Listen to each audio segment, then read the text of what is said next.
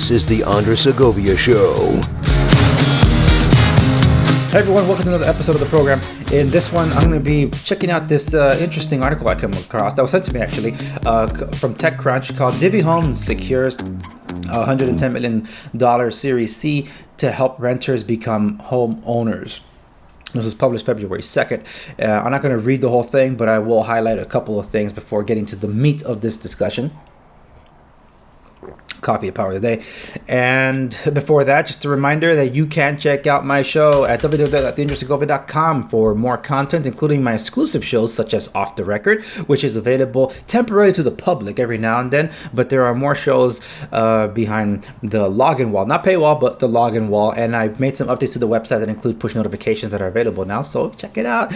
I'll get to some of the other items in a bit. And I know I just hit something here.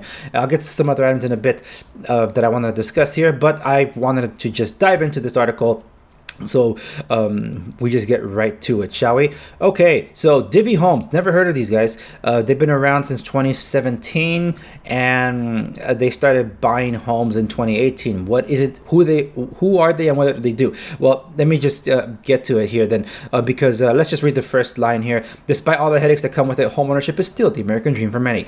Yes. I don't like the way it's being phrased, despite all the headaches that come with it. What do you mean headaches? Because you have your own home, therefore don't own one? I don't like the language there because trying to discourage people from home buying. And there's a big, what I call propaganda move with respects to home buying that I've been trying to, for the most part since the beginning of my show, about two years ago, dispel. So I don't like how that reads. Yes, there are headaches with home buying or with home ownership, but at least it's not the constant fear that you're being kicked out or evicted from your rented property that you do not own. There's a big difference there. But anyway, DIVVY Homes, a startup that is set to help more people realize that dream by buying a house and renting it back to them while they build equity, has just closed $110 million in Series C funding. A bunch of these other companies, blah, blah, blah. Mortgage rates dropped to historic lows in 2020, yes, driven by the pandemic. Instead of making it easier to buy a home, many banks actually tightened underwriting requirements for approval, said DIVVY CEO, I think her name is Adina Hefetz, yes. Adina Hefetz. Well, yeah, they had to tighten money because there was no money coming in. The entire economy came to a stop worldwide, literally. So how do you lend out money that is not yours? Because the bank's money is your money. How would you lend out money to those that cannot pay back? Yes, of course, things became a lot more stringent. But while lenders were busier than ever, much of that volume was driven by people who already own homes refinancing with the lower rates, like I did. Anywho, let's see. Let's get to... Yeah, you expanded, blah, blah, blah, blah, blah, blah, blah. So they said they saw a tailwind for the business because they didn't buy property from March and April because they were waiting to see what would happen with the world. So when the world picked up again, they started buying property. Ultimately, over the course of 2020, DIVVY expanded operations from 8 to 16 markets and financed 5 times as many homes as it had in pre-pandemic times. It also worked with its existing customers by offering flexibility and rent relief in the way of waived late fees and flexible payment scheduling, for example. And that's good because for those of you that are regular followers of my program, especially the podcast, I've discussed, especially during the pandemic, where I put a lot of things to the side so I could help you with your properties. Imagine whether you were a tenant property owner or somewhere in between, and also defending your property rights from what California was doing to basically hurt everyone in the process in supposedly trying to do good. So in all that, I made basically a couple of episodes addressing both sides of the I guess the rent issue, from the tenants to the property owners. And I was telling property owners, hey, we're all in this together in this case, quite literally, because you got good tenants that are hurting. You got to work with them, otherwise you might be at risk of losing your own property too if you're not getting any income. Let's get to this rent to own thingy. So let's see. This is the paragraph I wanted to read. How does DIVVY work? I never heard of these guys, but let's see. How does DIVVY work? DIVVY claims to be different from other real estate tech companies in that it aims to digitize the archaic, data-heavy processes buyers encounter along the way. It works with renters who want to become homeowners by buying the home they want and renting it back to them for 3 years while they build the savings needed to own it themselves. So here's where I got a question about this. But I guess to I guess elaborate on the processes here. So they, I guess they start working with the individual, the would-be home buyer, 3 years from then. But for now, it's still a tenant. And they say, hey, we want to help you build your equity. We'll get the house for you. We'll rent it for you. You can live in it for 3 years, and by the end of 3 years, you can buy it back from us. It's kind of like the lease-to-own thing that I guess auto companies did. I hated it when it came to cars because it's a depreciable value. And yeah, sometimes you were SOL at the end of all that. We were in a very bad one. I remember when my father, I was a kid, but I remember it. I hated the lease to own. It sounded great, but it's a depreciable asset. In this case, it's an appreciable asset. So this I can see working better for the housing industry. Where I have questions, though, is here in a moment. So I guess they do a contract to... Always interruptions. Sorry. Okay, so rather than buy the homes and look for renters, the company does the opposite. Customers pick out a home and DIVVY purchases it on their behalf, with the renter contributing an initial 1 to 2% of the home value. Okay, so in comparison to the traditional home buying process, first-time home buyers generally end up buying with what is called an FHA loan. An FHA loan requires the most minimal of deposits, which is 3.5%. So with DIVVY, they're basically coming in at half of that. The reason that's key, though, is because when it comes to people that have asked me, hey, Andres, I want to buy a property, how much deposit do I need? Well, a deposit for a home is one thing. That's why I always tell them, think of it as two deposits: the deposit for the home and deposit for the loan. Because some people hear, 3.5% deposit. Well, of the purchase price. So they think they're only paying 3.5% that's coming out of their pocket, and they're financing the rest. Well, the thing is, in theory, yes, but you got to secure the loan.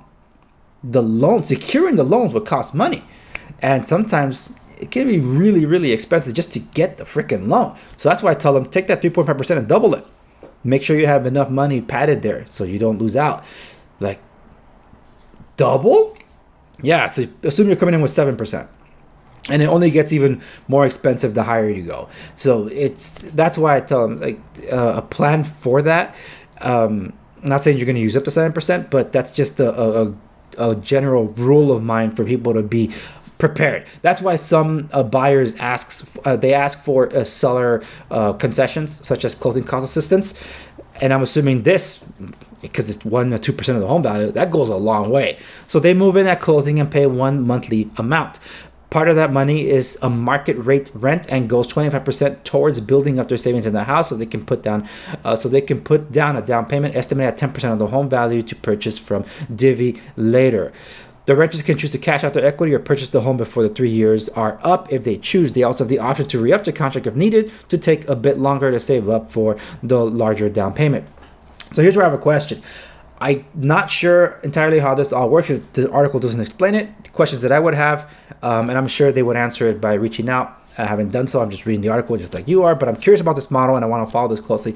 So it's a 3-year contract, right?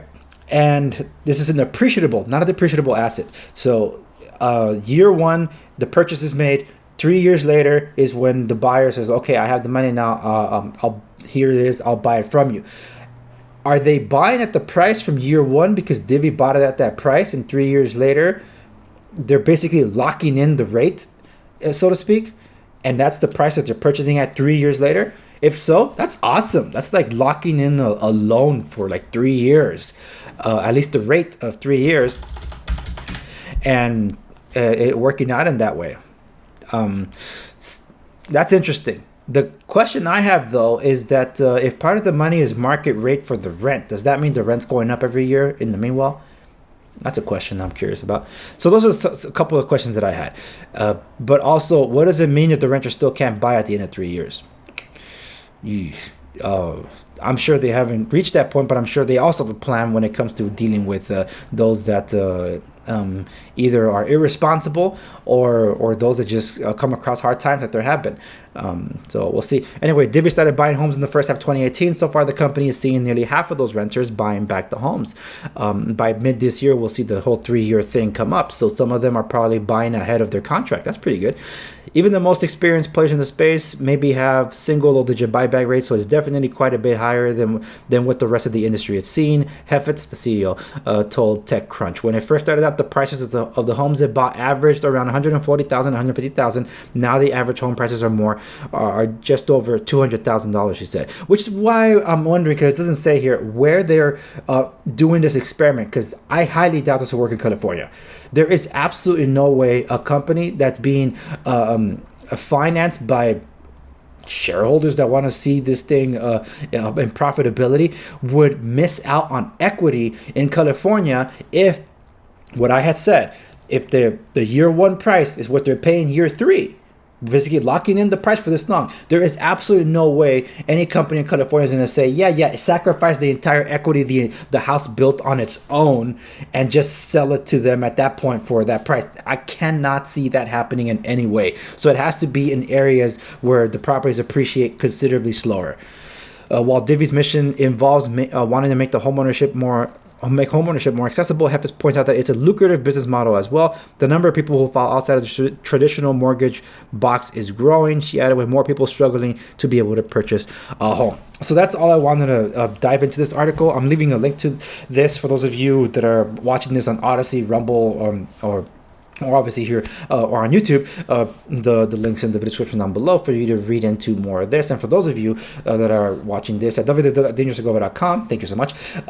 You can find a link. Just scroll down. There it is in the show notes for you to see. I'll also be leaving links to other discussions that I've had regarding the importance of homeownership, because that's in response to the first line. Oh, the headaches that come with homeownership. I just felt that's how the first line came across to me. Despite all the headaches that come with it, homeownership is still the American dream for many.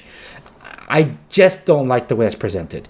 It could be just me with my detections of bias, but whatever. Anyway, that's all I wanted to read into this. So the other thing I wanted to show you is, for those of you that are interested in learning more about real estate, this is what I got to show you. This is available on my website, but also for anything and everything that interests you regarding real estate resources, where you would go would be segoviares.com, because this is my landing page for anything and everything real estate. And if you're really curious, you can contact me through there. I'm serving Southern California, Orange, and Los Angeles counties. And of course, I'm advertising my show there. Why wouldn't I? But you can learn a lot more about anything and everything from there. Anyway, that does it for this episode of the program. Thank you so much for watching this latest episode. Remember to subscribe to my podcast. All these episodes that you see here do make their way to the podcast. Every now and then, though, there'll be additional content exclusively for the podcast. But I'm trying to balance things out, just making everything available just about everywhere. Anyway, thank you very much. I'm Andres. Thank you for watching this latest episode. I'll see you in the next one.